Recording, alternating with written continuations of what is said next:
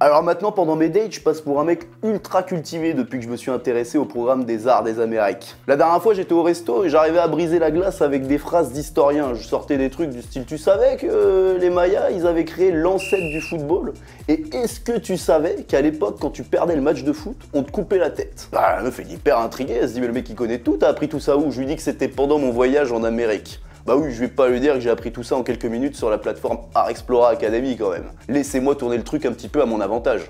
Alors après, j'ai enchaîné sur la culture Nazca. Alors eux, c'est un délire aussi. Vous connaissez les hiéroglyphes? Vous savez là, les petits dessins là qu'on faisait sur les murs. Bah eux, c'est le même principe, sauf qu'ils ont appelé ça les géoglyphes, et c'est au sol, et ça fait la taille de 5 stades de foot.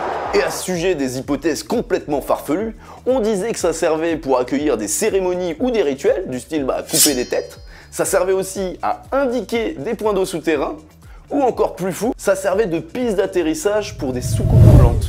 Alors je sais pas ce qu'ils buvaient à l'époque, mais ça avait l'air d'être costaud. Et je vous ai gardé le meilleur pour la fin, les civilisations préhispaniques. Alors eux aussi ils coupaient des têtes, sauf que ils avaient pas besoin de jouer au foot pour couper des têtes. Pour eux, le sacrifice humain était nécessaire à la création de la vie. Alors ils sacrifiaient des prisonniers, enfin quand ils avaient du stock, parce qu'au sommet du volcan Yuyayako, on a aussi retrouvé des momies d'enfants. Voilà. Alors bon, il paraît que c'était honorable de se faire jeter dans un volcan, donc tranquille.